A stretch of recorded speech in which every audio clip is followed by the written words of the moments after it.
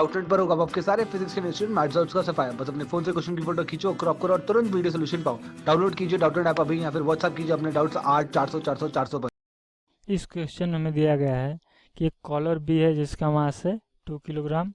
अब इसको कंस्ट्रेंट किया गया है कि ये इस हॉरिजॉन्टल स्मूथ और फिक्स्ड सर्कुलर ट्रैक में मूव करे जिसका रेडियस है 5 मीटर।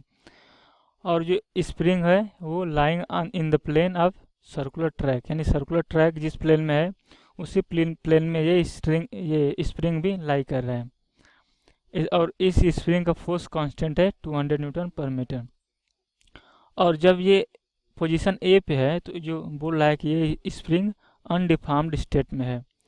तो यदि ये कॉलर या रिंग अगर ये मूव करना शुरू करे फ्रॉम रेस्ट एट बी, यानी बी पे अगर ये रेस्ट है यहाँ से मूव करना शुरू करे, तो बोल रहा है कि ये normal reaction exerted by the track on the collar when it passes through A. जब ये ए पे पहुँचे तो इस ट्रैक के द्वारा कितना नॉर्मल रिएक्शन लगेगा। तो यहाँ पे हम पहले देख रहे हैं कि चूंकि ये हॉरिजॉन्टल में है तो यहाँ पे ये लेंथ 7 दिया गया है और ये लेंथ यहाँ से रेडियस इसका 5, तो ये हो जाएगा 5। और इनिशियली ये इस पोजीशन पे है और ये हो जाएगा 5। तो पाइथागोरस थ्योरम से हम देखेंगे ये 5 स्क्वायर प्लस 12 स्क्वायर ये हो जाएगा 13। तो इनिशियली इस स्प्रिंग में कितना इलोंगेशन है, ये हो जाएगा 13 में elongation x equal to elongation x is equal to 13 minus इस पे कितना है 7 अनडिफॉर्म्ड स्टेट, तो हो जाएगा इज इक्वल टू 6 मीटर, यानी कि इनिशियली इसमें डिफॉर्मेशन 6 मीटर है। फाइनली जब पोजीशन ए पे पहुंचेगा तो ये अनडिफॉर्म्ड हो जाएगा। तो इसका जो पोटेंशियल एनर्जी है वो क्या कन्वर्ट हो रहा है, यहाँ पे काइनेटिक एनर्जी में कन्वर्ट हो रहा है।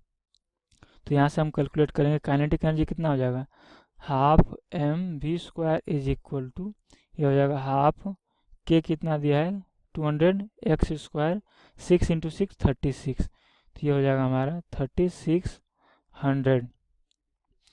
ये हो जाएगा कितना काइनेटिक एनर्जी। तो यहाँ से mv² कितना आ जाएगा, mv² इज इक्वल टू 2 इस साइड आएगा तो हो जाएगा 7200। और हम जानते हैं कि यहाँ पे क्या हो रहा है, जब ये इस पोजीशन पे ये रिंग पहुँचेगा इस पोजीशन पे, तो ये चूंकि एक सर्कुलर ट्रैक में मूव कर रहा है तो इस पर एक सेंट्रीपिटल फोर्स लगेगा। तो सेंट्रीपिटल फोर्स कितना होगा mv² r, ये सेंट्रीपिटल फोर्स लगेगा।